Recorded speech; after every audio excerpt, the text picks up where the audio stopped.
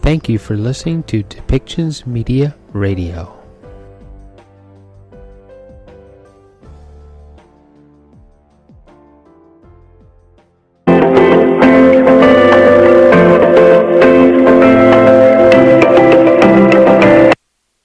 This conference is being recorded. Cette conférence est enregistrée.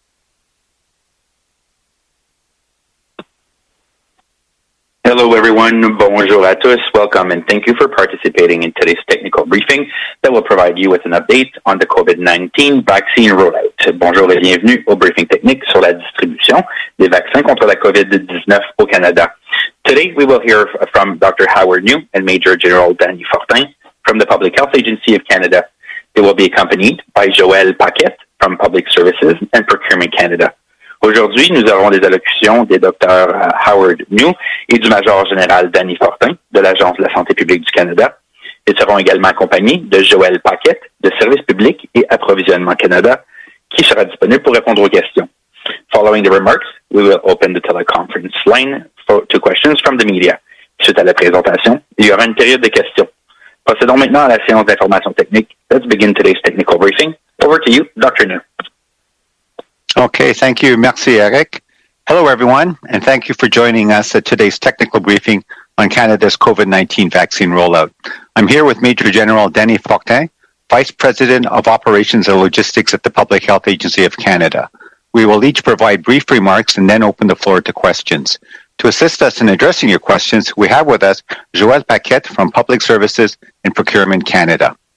To date, almost 5.7 million doses of COVID-19 vaccines have been administered in Canada. Among those over 80 years of age, 73% have received their first dose and 9.3% have received their second. And among those 70 to 79, 33% have received their first dose and 1.8% have received their second. What we are seeing in terms of vaccine rollout is encouraging. Regular deliveries of COVID-19 vaccines to and within Canada and the growing number of vaccinations being administered are positive signs in the fight against COVID-19. The rate of our progress in curbing COVID-19 in Canada, however, is subject to a mix of variables. As more and more people are vaccinated, for instance, we can expect that the data and recommendations on the use of vaccines will continue to evolve. This week, Health Canada, the National Advisory Committee on Immunization, and the Chief Medical Officers of Health issued statements with revised recommendations regarding the use of the AstraZeneca vaccine. In response to such changes, provinces and territories must decide how to apply the revised recommendations, taking into consideration factors including the latest and best evidence available. Health Canada and the Public Health Agency of Canada have a robust national vaccine safety monitoring system, engaging healthcare professionals, vaccine manufacturers, provincial and territorial health authorities, Indigenous partners, and the public. When a new potential safety concern or adverse event following immunization is brought to our attention, thorough examination and assessment occurs to determine if the event is related to a vaccine. If necessary, prompt, appropriate action is taken. As of March 26, there have been a total of 2,859 reports of adverse events following immunization. This figure represents 0.06% of doses administered. These reports include any adverse medical event that occurs following immunization, but is not necessarily related to the vaccine or the immunization process. A total of 384 of these reports, or about 1 in 13,000 doses given, were considered serious, such as a severe allergic reaction. To date, no unexpected vaccine safety issues have been identified in Canada. In addition to assuring you of our commitment to keeping you informed, I encourage you to recognize this latest adjustment to guidance on vaccine administration for what it is, an outcome of our robust safety monitoring system and ongoing global collaboration. Passover has begun and the Easter weekend is approaching. These are times when Canadians traditionally gather with family and friends. That's why I must also remind you of another necessary part of our collective effort to prevent the spread of COVID-19 in our communities. Throughout the country, we are seeing numerous cases and outbreaks of the virus. Increasingly, these involve strains that are variants of concern. This is an important time for all of us to maintain our commitment to what we're working so hard to achieve, keeping COVID-19 at bay in our communities. It is critical that we all keep following the important public health measures such as physical distancing and wearing a mask.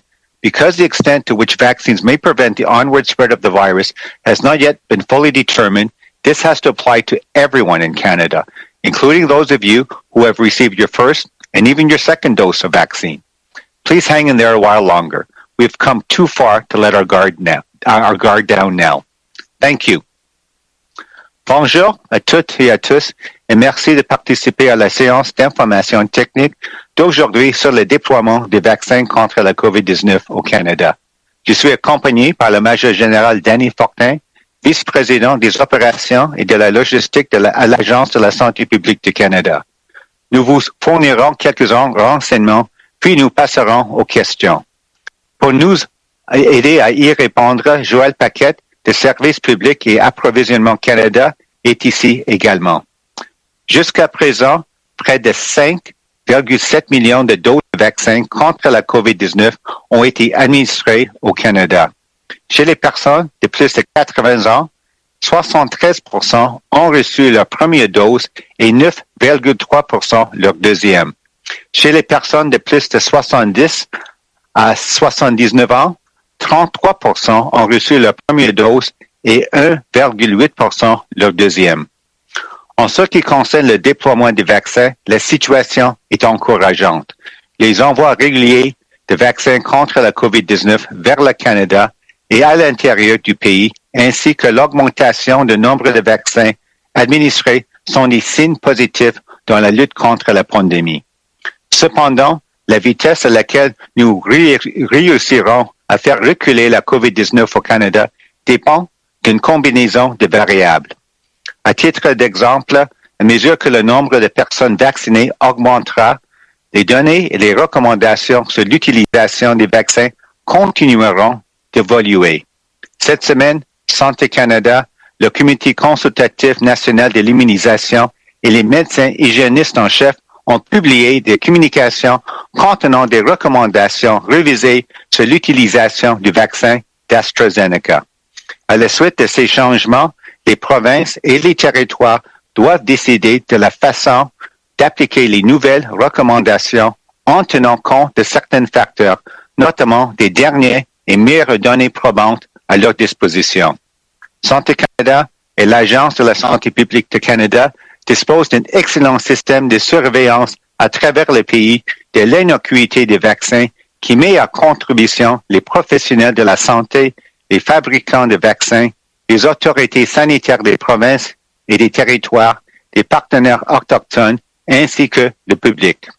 Lorsque nous sommes informés d'un nouveau problème d'innocuité possible ou d'un événement indésirable associé à la vaccination, nous procédons à une évaluation approfondie afin de déterminer si l'événement est lié à un vaccin. Si des mesures s'avèrent nécessaires, nous agissons rapidement. Au 26 mars, 2859 événements indésirables associés à la vaccination avaient été signalés. Ce chiffre représente 0,06% du nombre de doses administrées. Les effets comprennent tous les problèmes de santé qui ont fait suite à la vaccination, mais qui ne sont pas forcément liés au vaccin ou au processus de vaccination. Au total, 384 de ces effets, soit 1 sur 13 000 doses administrées, étaient considérés comme graves, comme une réaction allergique sévère. Aucun problème d'innocuité inattendue n'a encore été signalé au Canada. Tout en vous assurant de notre ferme volonté de vous tenir au courant, je vous encourage à reconnaître les derniers changements apportés aux directives sur l'administration des vaccins pour ce qu'ils sont. Le résultat de notre solide système de surveillance de l'innocuité de notre collaboration soutenue à l'échelle internationale. La PESA a commencé à la fin de semaine de Pâques approche. Il s'agit des périodes où les Canadiens et les Canadiennes se réunissent habituellement entre amis et en famille. Voilà pourquoi je tiens à vous rappeler d'un autre élément essentiel de nos efforts concentrés pour freiner la propagation de la COVID-19 au sein de nos collectivités. Partout au pays, il y a de nombreux cas, de nombreuses éclosions du virus et les souches en cause sont de plus en plus des variants préoccupants.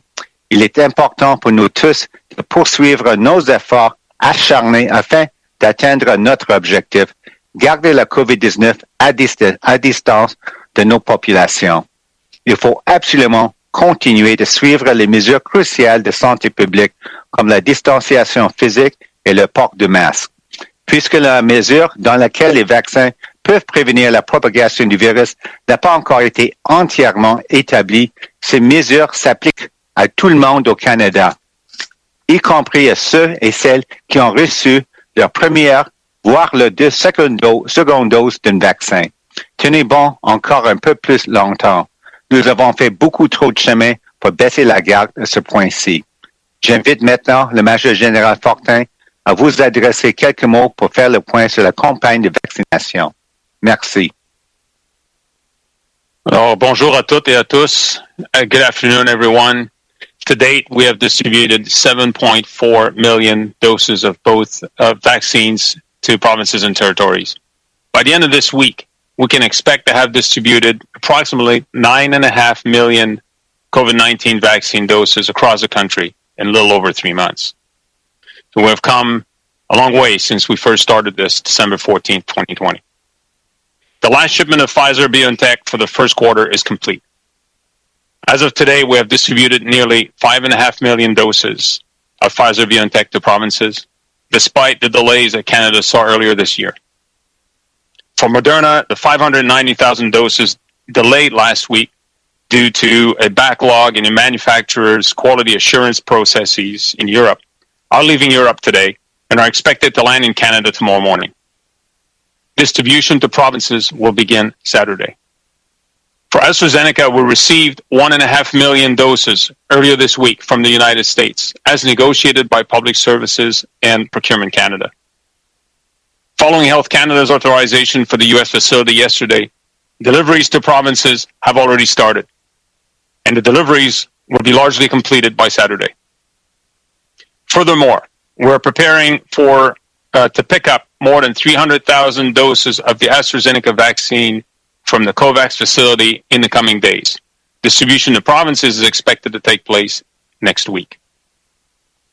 Next week, we expect a steady flow of 1 million doses of Pfizer-BioNTech a week through April and May 2021. Looking forward, between April and June, we expect to receive over 17 million doses of Pfizer-BioNTech. As for Moderna, our next shipment is estimated at 855,000 doses by the end of next week, with deliveries to provinces and territories into the following week. The following shipment is expected to be around 1.2 million doses, with the delivery into the last week of April. Given the profound period of global demand for vaccines, and despite the bumps Canada has seen over the last 3 months, it is important to note some great successes along the way. The Vaccine National Operations Center was created and has now become the critical control node, closely coordinating distribution efforts with provinces and territories 24/7. We have completed a series of exercises, dry runs, and rehearsals with more than 150 stakeholders and federal, provincial, and territorial partners from across the country to prepare for an unprecedented distribution of vaccines across the nation. Our contracted logistics service provider remains poised to support and quickly and seamlessly adapt to evolving needs to complete deliveries efficiently. The healthcare professionals and vaccine administrators have taken extraordinary care creating conditions where wastage has been minimal and far below initial estimates. So we'll have approximately 9.5 million vaccine doses in Canada by this weekend. Our distribution tempo will keep on increasing, with over 40 million doses scheduled by end of June and more than 100 million doses by end September. Teams of hardworking Canadians from across the nation have accomplished quite a lot over the last several months, setting conditions for this pace change. We'll have a lot ahead of us to vaccinate at scale, and I want to acknowledge the dedicated health professionals, the support staff and volunteers who are fundamental to getting vaccines out to Canadians. Bonjour à toutes et à tous. À ce jour, nous avons distribué plus de 7,4 millions de doses de vaccins aux provinces et aux territoires. À la fin de cette semaine, nous pouvons nous attendre à avoir complété la distribution de près de 9,5 millions de doses de vaccins COVID-19 à travers le pays en un peu plus de 3 mois. Nous avons parcouru un long chemin depuis nos premières livraisons aux provinces et territoires le 14 décembre dernier. La dernière livraison de Pfizer-BioNTech pour le premier trimestre est maintenant terminée. Et jusqu'à date, nous avons distribué près de 5,5 millions de doses de vaccins Pfizer-BioNTech, malgré les quelques retards que nous avons connus plus tôt cette année. Pour Moderna, les 590 000 doses dont la livraison a été repoussée en raison du retard dans le processus d'assurance de qualité du fabricant en Europe ont décollé aujourd'hui de l'Europe et sont attendus au pays demain.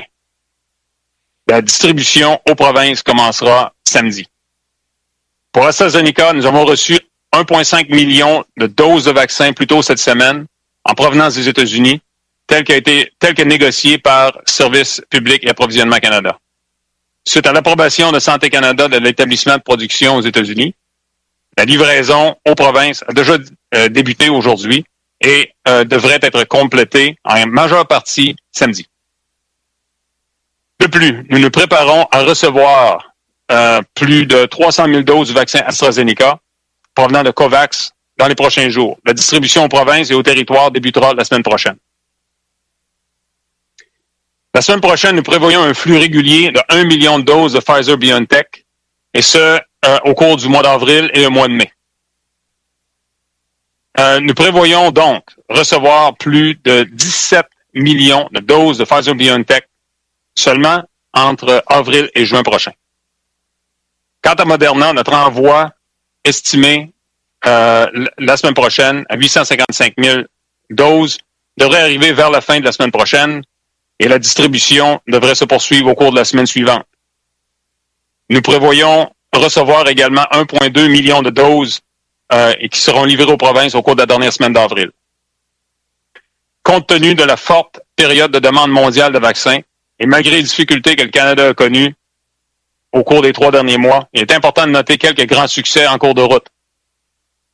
Le Centre national des opérations pour les vaccins, situé ici à Ottawa, a été créé dans un très bref délai et est devenu le nœud de contrôle critique pour la distribution, coordonnant étroitement la distribution, les efforts en équipe, en collaboration avec les provinces et les territoires, et ce, 24 heures par jour, 7 jours semaine.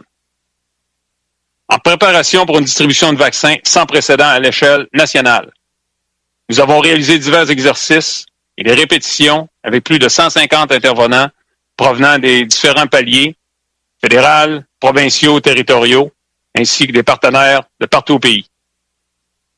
Notre fournisseur de soutien logistique, sous contrat, reste prêt à prendre en charge et à s'adapter rapidement et de manière transparente à l'évolution des besoins pour effectuer les livraisons efficacement.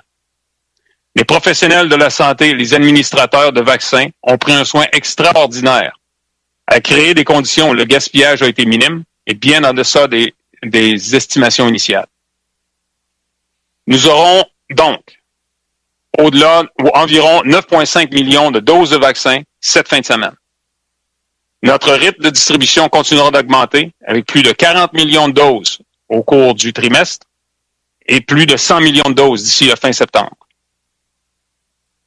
Les équipes de travailleurs de partout au pays ont accompli beaucoup au cours des derniers mois, établissant les conditions pour ce changement de rythme, le changement de cadence qui s'entame. Nous avons encore beaucoup à faire pour vacciner à grande échelle et je tiens à remercier les professionnels de la santé, le personnel de soutien, les bénévoles dévoués qui jouent un rôle essentiel dans la distribution des vaccins aux Canadiens et aux Canadiennes. Je vous remercie. Thank you, Major General Fortin. We will now open the phone line to questions. If you have a question, please press star 1 on your phone. Si vous avez une question, appuyez sur étoile 1 sur vos téléphones. We ask that you identify yourself and include the media outlet you're representing. We'll be taking questions in both official languages. Veuillez vous nommer et nous dire quel média vous représentez. Vous pouvez poser vos questions dans l'une des deux langues officielles. Now we'll take the first question. Operator, over to you. Thank you, merci. So please press star 1 at this time for any question. Veuillez appuyer sur étoile 1 maintenant pour poser une question. And you may cancel your question at any time by pressing star 2. Vous pouvez à tout moment annuler votre question en appuyant sur les touches étoile et 2. The first question, la première question est de Catherine Lévesque de la Presse canadienne. Please go ahead. La parole est à vous. Oui, bonjour à vous deux. Mes questions seront pour le major général Fortin. Pouvez-vous nous donner plus de détails sur les 300 000 doses de COVAX là, qu'on aura bientôt? Plus précisément, ce que j'aimerais savoir, c'est quand devrait-on les recevoir précisément? Elles viennent de quel pays? Je pense que c'est la Corée du Sud, mais si vous pouviez juste me préciser ça. Et savez-vous quand ces doses-là vont expirer? Merci. Oui, alors merci pour la question. Je pourrais vous dire qu'on s'attend à recevoir un peu plus de 300 000 doses. On s'attend à ce que ce soit la semaine, qu'on puisse les ramasser en début de semaine prochaine. L'horaire, l'échéancier exact demeure à être déterminé. Et puis, on s'attend à aller les chercher en Europe. Effectivement, ils ont été produits à différents endroits, dont la Corée du Sud, mais on s'attend à aller les chercher en Europe la semaine prochaine. Et si vous aviez la date d'expiration, en tout cas, si vous l'avez, ce serait apprécié. Mon autre question, c'est sur Johnson & Johnson. Il y a la ministre Anita Anand qui nous a dit il y a quelques jours que, en fait, on commencerait à recevoir les premières doses à la fin du mois. Je me demandais donc si vous aviez peut-être plus de précision là-dessus et est-ce que les problèmes de production aux États-Unis nous affectent actuellement pour recevoir nos premières doses? Merci. Oui, je vais demander à ma collègue, Mme Paquette, de compléter ma réponse, mais je vous dirais pour l'instant, on continue de planifier et recevoir au cours des prochains mois. L'échéancier détaillé est toujours pas confirmé, mais on est en négociation avec Johnson & Johnson. Alors, on planifie recevoir quelque temps en avril une livraison initiale, mais je spéculerais au-delà de ça. J'ai toujours pas de date de livraison exacte. Effectivement, nous n'avons pas encore l'information. Nous sommes toujours en discussion avec la compagnie. Et en ce qui concerne la situation aux États-Unis, nous ne croyons pas que ça aura un impact sur la livraison au Canada. Merci. Merci, Joël et Major Général Fortin. Opérateur, prochaine question. Next question, please. Thank you. The next question, la prochaine question est de David Thurton from CBC News. Please go ahead. Your line is open. Hi, thanks for taking our questions. This one is for Major General Fortin. As someone who continues to serve, how do you feel about these most recent allegations involving Vice Admiral Hayden Edmondson? Do you fear it damages the military's reputation or what people think of soldiers or even, future recruits?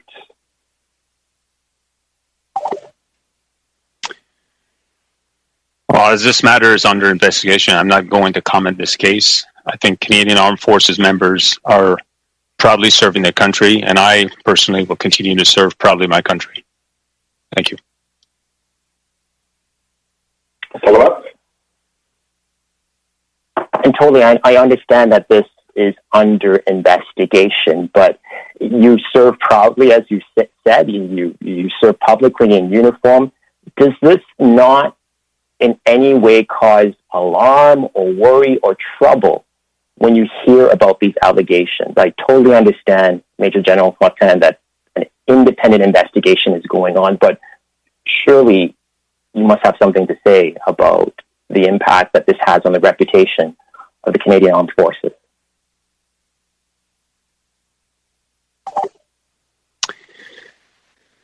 Well, I don't think my personal opinion is critical here. I share the comments that were shared by colleagues and acting Chief of Defense Staff. but really I'm focusing on the delivery of vaccines, and that's what my mission is, and I'll continue with that mission for the time being. Thank you.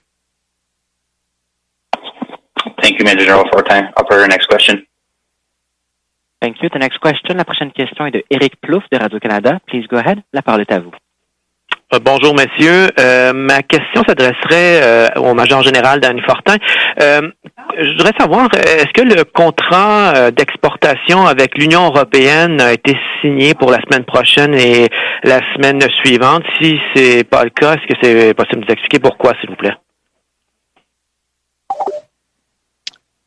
Oui, c'est le général Fortin. Alors, pour ce qui est de contrat, je vais me tourner vers ma collègue, Mme Paquette, mais je peux vous dire qu'on a très bon processus pour ce qui est de recevoir nos vaccins provenant de l'Europe avec l'Union européenne. Et puis le processus est en train de gagner en maturité et il n'y a aucune indication qu'on va avoir des problèmes avec les livraisons de vaccins, incluant celle de la semaine prochaine. D'accord. Joël, est-ce que vous avez une réponse? Tout ce que je pourrais dire, c'est que ce n'est pas un contrat, ce sont des mesures qui ont été mises en place par l'Union européenne et nous travaillons continuellement avec les entreprises et nos collègues dans les affaires étrangères pour s'assurer qu'il y a un bon fonctionnement. Merci, bonjour. D'accord, merci. Une question pour le Dr New. Est-ce que vous savez quand vous allez émettre de prochaines recommandations à propos du vaccin d'AstraZeneca?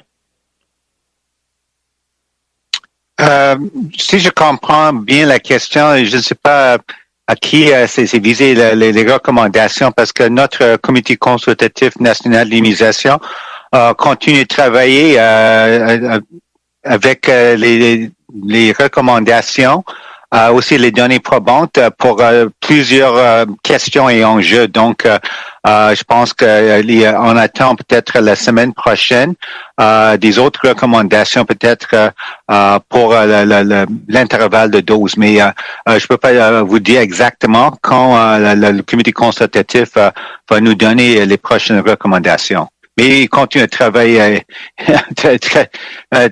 beaucoup des heures. Moi, je dois constater, on est vraiment chanceux ici au Canada. C'est le comité consultatif national d'immunisation, c'est comme des bénévoles, ce sont des experts qui ont contribué leur temps et leur énergie et leurs expertises pour c'est vraiment afin de donner les meilleures recommandations pour les programmes de vaccination à travers le pays. Mais en fin de compte, c'est pas eux qui comme ils prennent les décisions, ils font des recommandations et en fin de compte, c'est vraiment les provinces et territoires qui doivent considérer les recommandations et modifier ou mettre en vigueur peut-être les modifications pour leur propre programme de vaccination. Donc, c'est ça pour l'instant. Merci. Merci, Dr. New. Opérateur, prochaine question. Next question. Thank you. The next question. La prochaine question est de Mia Rapson from the Canadian Press. Please go ahead. Your line is open. Hi, good afternoon. I think you answered some of this in French, but just to get it in English as well as maybe a few more details. This Johnson & Johnson issue that happened in the United States, I'm wondering, is Canada getting our Johnson & Johnson doses from the United States? If not, where are they coming from? And is Health Canada getting any information about what actually happened in that mix-up? Does it have any impact on either our Johnson & Johnson doses or the AstraZeneca doses that are made at the same plant? Thank you for the question. For the manufacturing of the Johnson & Johnson vaccine and distribution to Canada, we do not have that exact detail at the moment. We are still working and discussing with the company on doses to be delivered to Canada, and we're expecting, once we have that information, to share. So the impact of the situation in the United States is not impacting delivery to Canada. Thank you. Follow-up?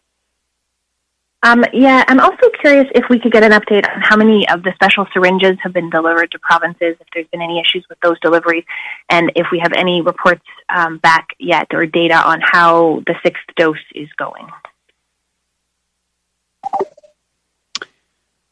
Yeah, General Fortin here. So we have about 15 million low dead volume syringes of 1 millimeter in circulation right now with provinces and territories. And with the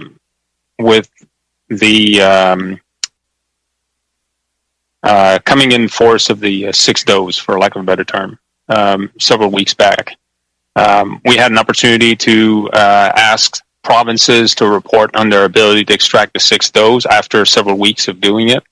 And the reports indicate that we have a very high percentage. With a very high percentage, we are consistently able to draw the sixth dose. I think the numbers are above 98%. The cases where this was not possible are largely due to people that are just getting used to doing this process over and over. But we have a very good. I guess the bottom line is it's a non-issue. It's really been working very well across the country, and those special syringes that we continue to procure with our PSPC colleagues and push them out to provinces so that they can execute this consistently. Thank you. Operator, next question. Prochaine question, s'il vous plaît. Thank you. The next question. La prochaine question est de Hélène Buzetti, des Coop de l'information. Please go ahead. La parole est à vous. Oui, bonjour. Je sais pas, j'imagine que ma question est pour Monsieur Fortin. Je regarde le graphique du taux de vaccination par province et je constate que systématiquement, le Québec est plus élevé quand même de manière significative. Là, le graphique que j'ai sous les yeux parle de 17,5 %, alors qu'en Ontario, on parle de quasiment 14 %, ce qui est d'ailleurs le taux en Colombie-Britannique, en Alberta, en Saskatchewan. Pourtant, quand on regarde l'autre graphique du nombre de doses envoyées au prorata de la population, ça semble être égal. Alors, comment expliquez-vous que le Québec semble vacciner plus de monde?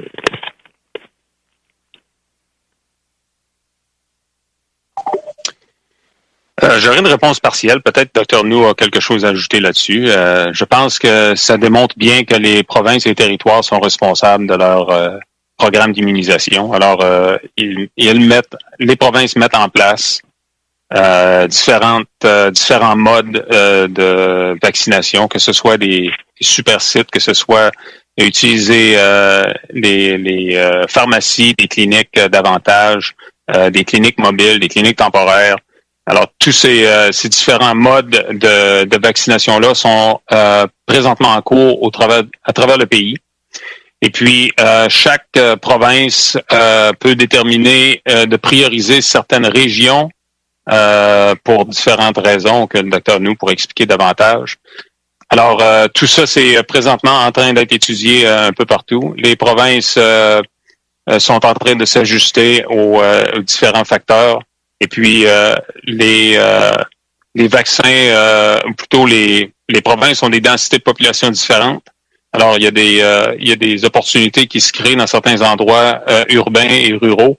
Et les communautés qui sont plus éloignées, ça demande des efforts délibérés et continus. Alors ça, c'est aussi en cours. Je dirais aussi que certaines provinces, je pense que c'est juste de dire que capture l'information et rapporte l'information d'une façon constante. Et puis il peut y avoir un certain délai dans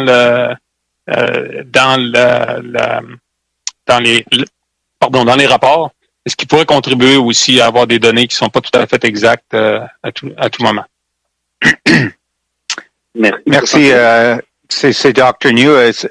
Pas beaucoup plus à ajouter, seulement pour vous dire que le Québec, en fin de compte, a fait un bon job et je pense que c'est quelque chose aussi qui est quelque chose on discute activement régulièrement avec tous nos homologues des provinces et territoires. C'est vraiment une bonne, comment dire, collaboration entre les provinces et territoires pour échanger les bonnes informations, aussi les meilleures pratiques, les moyens et des façons pour administrer les vaccins dans leur propre administration. Donc, je pense que le Québec a beaucoup de bons exemples peut-être à montrer aux autres provinces et territoires, et aussi ça fait aussi de l'autre côté. Merci.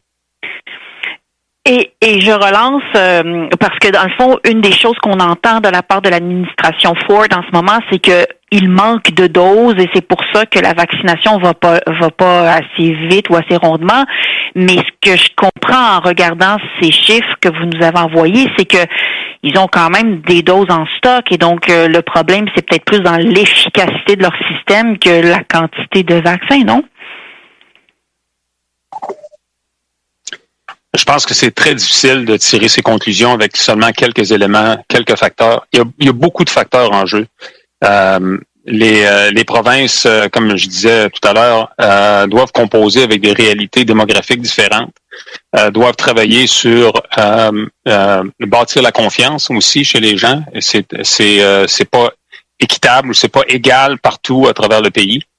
On doit aussi, c'est certain que davantage de vaccins, alors que ça arrive, davantage de vaccins vont favoriser une meilleure vaccination, un plus grand taux de vaccination. Et puis, on travaille étroitement avec les provinces pour donner visibilité sur les quantités. On travaille d'arrache-pied à coordonner avec les provinces et les territoires les dates de livraison des différents produits. On a une bonne cadence avec certains produits. D'autres, on est encore en train d'évoluer, comme vous savez, avec les arrivées qui sont... on a eu deux arrivées de différentes sources d'AstraZeneca pour l'instant. Alors, au fur et à mesure qu'on avance, on va avoir davantage. Mais voyez-vous, on arrive à 9,5 millions samedi soir. Alors, c'est vraiment très prometteur. Et puis, les provinces vont être en mesure d'accélérer d'une façon significative, comme on l'a dit dans le passé. Merci beaucoup. Upper, next question. Prochaine question. Thank you. The next question, la prochaine question est de Mackenzie Gray from CTV News. Please go ahead. Your line is open. Hi there. My first question is for Dr. New. In Ontario and many other provinces, we're hearing that ICUs are at capacity or close to capacity. Has any of the provinces reached out to Health Canada or PHAC to ask for assistance? And what kind of tools and resources could PHAC or Health Canada give the provinces if they're overwhelmed in an ICU situation? Well, thank you for the question. Personally, at the present time, I'm not aware of any specific request, but I do know that certainly with our operations center, we have a single point of contact for the provinces and territories should they need what we call surge capacity of any kind to make that request to the Public Health Agency of Canada. There's quite a suite of resources that we can offer in terms of surge capacity support. Everything from field epidemiology type support, laboratory support. Certainly, there's also field hospitals and other supplies that we can bring to bear. So, I would say at the end of the day that we're open to any request, and to the extent possible from the federal government perspective, we're certainly open to discussions and see what we could do should a certain type of request come forward. With respect to, you say, for the ICU capacity and so on, yes, I along with all of the other sort of public health and medical experts across the country, we're very concerned, with the variants becoming an increasing proportion of cases throughout the country, especially I would say the 6 provinces, quote, west of the Atlantic region. And ICU is getting filled up. You can see what's happening, obviously, right now in Quebec and Ontario, and even in BC and other provinces, the type of measures that the governments have to be putting in place. I say besides governments, we said this before, it also comes down, I think, to every single Canadian. There's everything that we've said that I think applies again, in terms of personal measures. And I think, a sense of personal responsibility, especially with the long weekend just upon us. It's usually something that we worry about because we have seen in the past a spike in cases following sort of a long weekends, Thanksgiving and then over the Christmas break, etc. So we're very worried, and really, I would implore all Canadians, be it Passover that's begun, and as I said, and Easter, stay home, and only with the members of your immediate household. Even if you have family members, I think in the same city, especially in a part of the country where there's obviously a resurgence, have a virtual celebration and connect through other means, but don't get together indoors, especially for the long weekend. So that's all I can really say to that. And I know I sound like a broken record, same as all the other authorities across the country, but we can't stress this enough. In Ontario, I heard that in terms of ICU capacity right now, they've exceeded even what they had with their previous peak. And I think last I heard, 60-70% of their cases are now because of variants. So it is very concerning. Thank you. You could follow up, Mackenzie? Yeah, my follow-up questions for Major General Fortin, kind of on COVAX and AstraZeneca. I know that India has come out and said that they're not going to be having vaccines leave the country, and COVAX has indicated to the countries that are receiving vaccines from the program that they can expect delays. So kind of two questions in that. One, now that we're getting our COVAX doses, should we expect that this is kind of a regular schedule like we have with the other vaccines?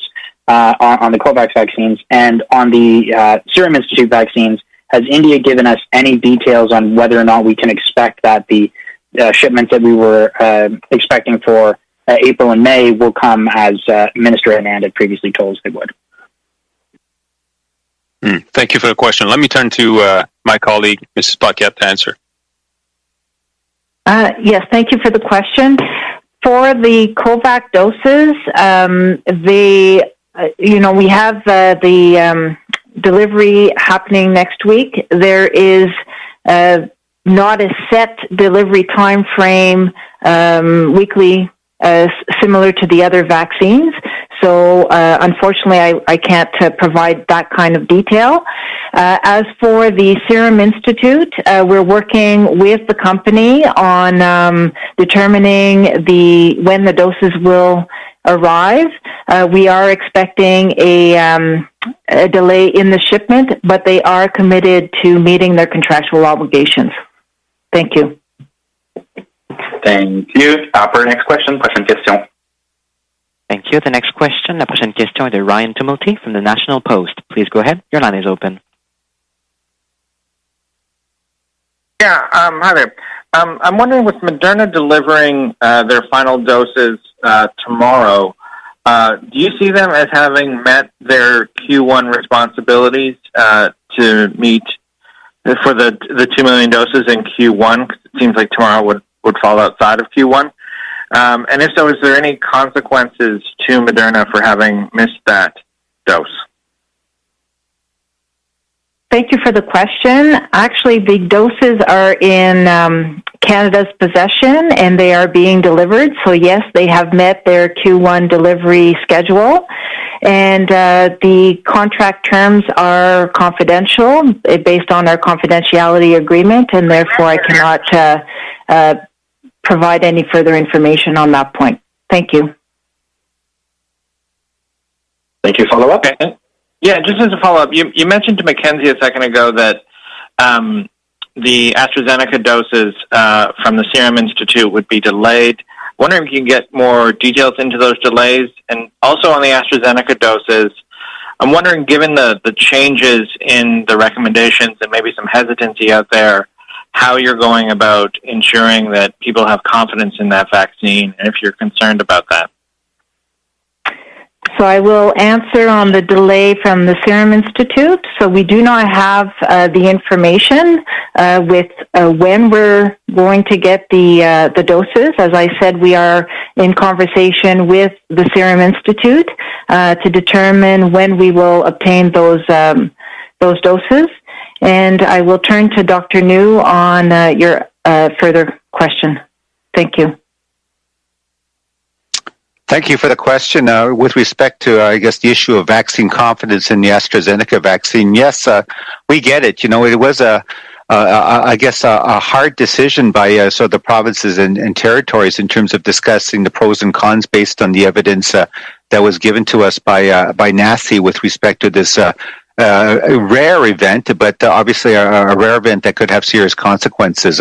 If you look overall, I would say that the AstraZeneca vaccine is safe and effective. 20 million doses plus have been administered worldwide, and only a few of these very rare side effects have been reported. But having said that, I think it is the due diligence of the authorities in Europe to look more closely into the situation, to get the data, to do the investigation, and obviously for our Health Canada, our regulatory colleagues, they're very plugged in. They've attended meetings of the European Medicines Agency and are following very closely and also getting the data. I think part of the issue and challenge is that in terms of public confidence, I would say that it is actually a plus that people can see that our regulatory system and also our surveillance system here in Canada for adverse events following immunization is very robust. The fact that also in Europe they have a very good system and picked up this rare event and that there was good international collaboration, exchanging information and so on is very good. I think in terms of moving forward, I have no hesitation saying that if the AstraZeneca vaccine was offered to me tomorrow, I would take it. Certainly this vaccine, along with the other 3 approved vaccines, have all been shown to be very, very effective in preventing serious illness and death. And so I think that still stands. Certainly for those over 55, I wouldn't hesitate to recommend, yes, if that's the first vaccine that's offered to you, you should take it up. So that's one thing. The other part also, I think, with public confidence is obviously, I think, public officials, especially the chief medical officers of health, they're a trusted voice. They give a regular, daily, press briefings such as we do here ourselves, and they're the ones that give out the sort of credible information in a very open, transparent manner on a day-to-day basis. And so I would certainly think that public confidence is bolstered by that. Another aspect is that Canadians trust their healthcare provider, for credible information, and so we're continuing to work with the frontline healthcare providers to give them the most up-to-date information so that they can feel empowered to have what we call informed discussions with their patients and, have their patients feel comfortable about making an informed decision about vaccination. We also, at the federal level, have an innovation fund in which we're actually supporting, community-based initiatives to, get the word out, to work with certain communities to improve vaccine confidence, get the key messages out. And of course, as we did yesterday with the Facebook Live event in which I was fortunate enough to participate, we also recognize that using different platforms, social media platforms and so on is also very important in terms of getting the key messages out from trusted, credible sources that Canadians, from all sort of demographics and using different platforms can hopefully, as you say, get the right information and feel comfortable and confident about getting their COVID-19 vaccine. Thanks. Thank you. Operator, next question. Thank you. The next question, la prochaine question est de Tonda McCharles from the Toronto Star. Please go ahead. Your line is open.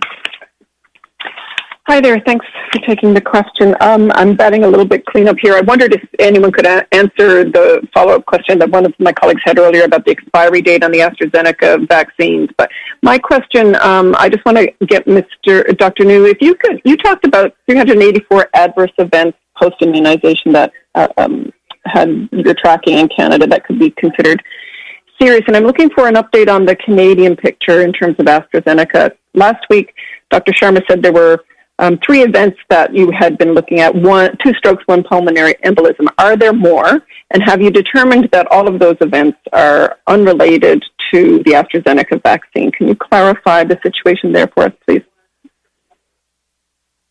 Well, thank you very much for the question, Tonda. Yes, I would say from the 300, plus 84, as you mentioned, adverse events that were serious, certainly they've either been completely looked into or they're still obviously in the midst of sort of a very detailed investigation. And as I mentioned earlier, to date, there's been no safety signal in terms of something unexpected with respect to adverse events. As I mentioned in my opening remarks, we take any event that follows sort of temporarily after vaccination very seriously. But I think we also recognize that, there's lots of serious medical events that would happen, as we call background rates, ordinarily, and the fact that we're mounting a mass vaccination program and vaccinating millions of Canadians, it's to be expected that some of these events would happen following vaccination, but obviously not necessarily connected or have a causal relationship. So, having said that, we're looking very carefully into that. The actual events that you refer to, I would have to say that personally, I'm not the person who's actually or in the know in terms of the exact outcome. Certainly, what's been indicated to me is that nothing's been found that is a safety signal here in Canada. So I would say overall for the AstraZeneca vaccines that have been administered to date in Canada, that there's been no safety signals reported up to the national level. Thank you. Thank you, Dr. Thanks. Yeah, expiry date on AstraZeneca doses arriving in Canada, please. And yesterday at the Facebook Live event, Dr. New, there was a reference that Canada expected Pfizer to submit the data from the clinical trial on the 12 to 15-year-old year group in the next couple of weeks. So I wonder if you could give us a reasonable timeline when you might expect that Health Canada would be in a position to approve Pfizer BioNTech vaccines for the 12 to 15-year-old age group. Thanks.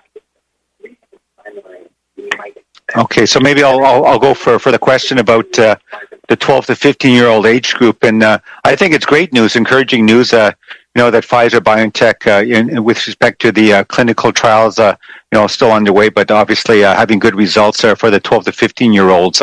Obviously, I think we all understand the regulatory process now quite well in terms of a submission probably in the U.S., but for Health Canada, my understanding, but certainly I would defer to our Health Canada colleagues, is that they would anticipate, but they just certainly can't force the company, but the company is probably anticipated to submit something to Health Canada probably in the next week or so, in April, with respect to results of the trials for the 12 to 15-year-olds. And then, of course, after that, Health Canada doing its due diligence in terms of looking carefully at the data and so on. I certainly wouldn't want to sort of force a timeline on them. They just have to do what they need to do as an independent regulator with respect to once they receive the submission and the data, taking a very careful look and then making their decision with respect to a potential approval in the future. Thank you.